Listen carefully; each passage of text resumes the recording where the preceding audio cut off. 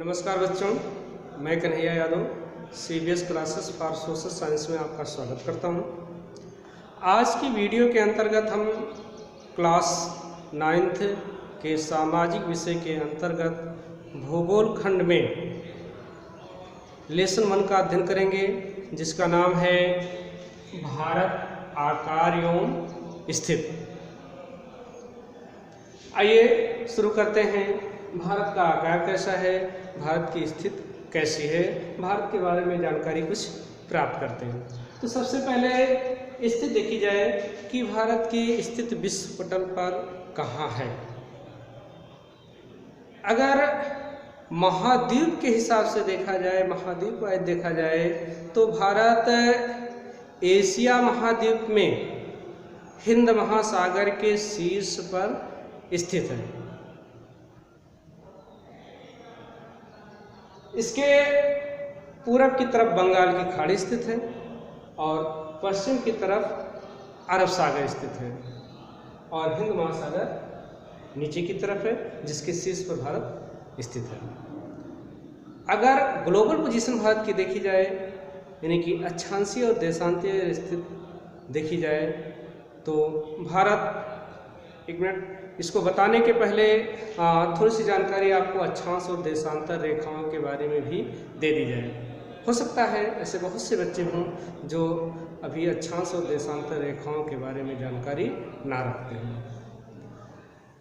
आप लोगों ने ग्लोब देखा होगा, तमाम सरकारी कार्यालयों में, अपने विद्यालयों में आपने ग्लोब देखा होगा, जो कि पृथ्वी का एक फॉर्मेट है, एक नमूना है। अगर आप ग्लोब को ध्यान से देखेंगे तो उसमें कुछ विशेषताएं नजर आएंगी। देखिए, ग्लोब क्या है? पृथ्वी का फॉर्मेट है, पृथ्वी का नमूना है। आप मैप पे दिशा का ज्ञान करना जानते हैं। कभी भी मैप को आप देखेंगे तो हमेशा ऊपर की तरफ उत्तर और नीचे की तरफ दक्षिण, राइट तरफ ईस्ट और लेफ्ट तरफ वेस्ट होता है। तो इसके अकॉर्डिंग आप ग्लोब पर देखेंगे तो ग्लोब के उत्तरी सिरे और दक्षिणी सिरे को ध्रुव के नाम से जाना जाता है। उत्तरी सिरे को उत्तरी ध्रुव और दक्षिणी सिरे को दक्षिणी ध्रुव के नाम से जाना जाता है। आप ग्लोब पर ध्यान से नजर दौड़ाएंगे तो आप पाएंगे कि ग्लोब पर या ग्लोब के बीचों बीच या ग्लोब पर कुछ ऐसी पड़ी पड़ी रेखाएं आपको नजर आएंगी जो पूरब से पश्चिम की तरफ खींची गई हैं। इन्हीं रेखाओं को, इन्हीं हॉरिजॉन्टल लाइन को अक्षांश रेखाओं के नाम से जाना जाता है। इन अक्षांश रेखाओं में जो सबसे बीच की अक्षांश रेखा होती है उसको जीरो अंश अक्षांश रेखा के नाम से या भूमध्य रेखा के नाम से जानते हैं। इसके ऊपर का भाग उत्तरी गोलार्ध कहलाता है और इसके नीचे का भाग दक्षिणी गोलार्ध कहलाता है। टोटल अक्षांश रेखाओं की संख्या 90 उत्तरी गोलार्ध में और 90 दक्षिणी गोलार्ध में, टोटल 180 अक्षांश रेखाएं ग्लोब पर होती हैं। ठीक इसी प्रकार आप ग्लोब पर नजर डालेंगे तो दोनों ध्रुवों को मिलाती हुई खड़ी खड़ी या वर्टिकल लाइनें आपको देखने को मिलेंगी, जो दोनों ध्रुवों पर आकर के आपस में मिल जाती हैं। इन्हीं वर्टिकल लाइनों को या इन्हीं खड़ी खड़ी लाइनों को देशांतर रेखाओं के नाम से जाना जाता है। एक ऐसी देशांतर रेखा देखने को मिलेगी जो ग्लोब को दो बराबर भागों में बांटेगी, जिसे जीरो अंश देशांतर रेखा या ग्रीनविच रेखा के नाम से या प्रधान मध्याह्न रेखा के नाम से जाना जाता है। ये भी ग्लोब को दो बराबर भागों में बांटने का काम करती है। जीरो अंश देशांतर रेखा भी ग्लोब को दो बराबर भागों में बांटने का काम करती है। पूरब की तरफ का भाग पूर्वी गोलार्ध और पश्चिम की तरफ का भाग पश्चिमी गोलार्ध के नाम से जाना जाता है। तब आइए अब देखते हैं कि भारत की अक्षांशीय और देशांतरीय स्थिति क्या है। अक्षांश रेखाओं की दृष्टि से देखा जाए तो भारत उत्तरी गोलार्ध में स्थित है। अक्षांश रेखाओं की दृष्टि से देखा जाए तो भारत उत्तरी गोलार्ध में स्थित है। भारत की मुख्य भूमि का विस्तार अक्षांश रेखाओं की दृष्टि से 8°4' उत्तर से लेकर के 37°6' उत्तर तक है। 8°4' से लेकर के 37°6' उत्तर तक। इसी प्रकार देशांतर रेखाओं के हिसाब से देखा जाए तो भारत की स्थिति 59°7' पूर्व से लेकर के 97°25' पूर्व तक है। 68°7' से लेकर के 97°25' पूर्व तक।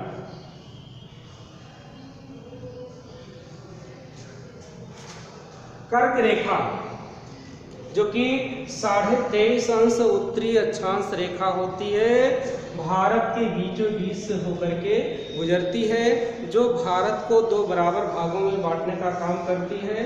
ऊपर का भाग उत्तरी भारत और नीचे का भाग दक्षिण भारत के नाम से जाना जाता है। इसी प्रकार 82.5 पूर्वी देशांतर रेखा भी भारत को 2 बराबर भागों में बांटने का काम करती है। 82.5 पूर्वी देशांतर रेखा भारत की मानक रेखा भी कहलाती है, क्योंकि यही से इसी रेखा के द्वारा भारत का मानक समय निश्चित होता है। ये रेखा 82.5 पूर्वी देशांतर रेखा भारत को 2 बराबर भाग में बांटने का काम करती है। पूरब का भाग पूर्वी भारत और पश्चिम का भाग पश्चिमी भारत के नाम से जाना जाता है। ये तो रही भारत की स्थिति। अब आइए जानते हैं भारत के आकार के बारे में। भारत का आकार कैसा है? स्थिति के बाद में आकार हेडिंग डालेंगे आप लोग, आकार।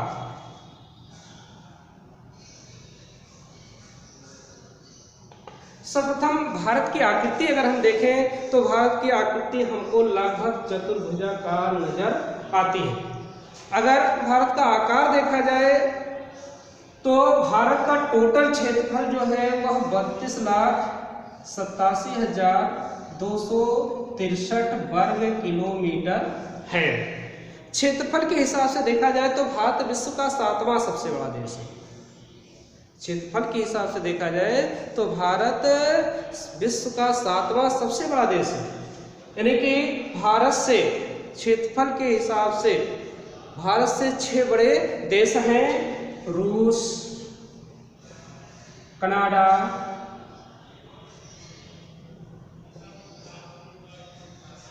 चीन, संयुक्त राज्य अमेरिका, ब्राजील और ऑस्ट्रेलिया।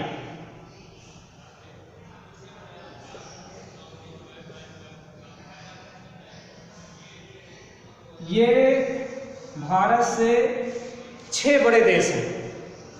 यहाँ पर एक चीज और आपको बता दी है, ब्राजील जनसंख्या और क्षेत्रफल दोनों के मामले में विश्व में 5वां सबसे बड़ा देश है। ये जानकारी आप लोग अलग से रखेंगे। भारत का उत्तर दक्षिण विस्तार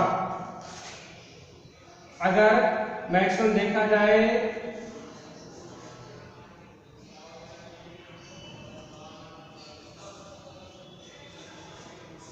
तो यह उत्तर दक्षिण विस्तार जो है 3214 किलोमीटर है। कितना है? 3214 किलोमीटर। और अगर इसका पूर्व और पश्चिम अधिकतम विस्तार देखा जाए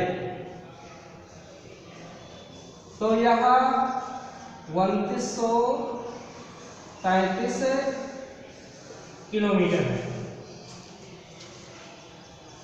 अगर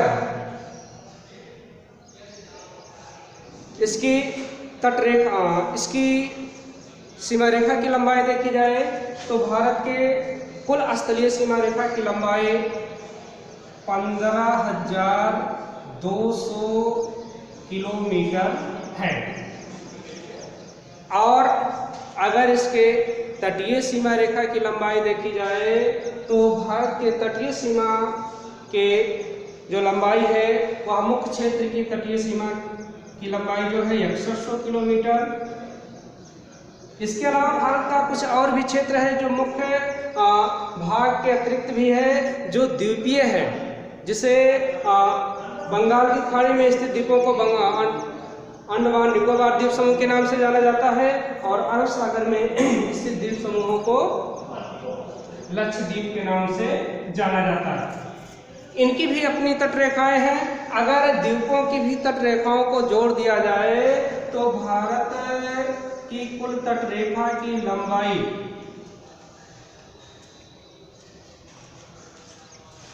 7516.6 किलोमीटर आती है।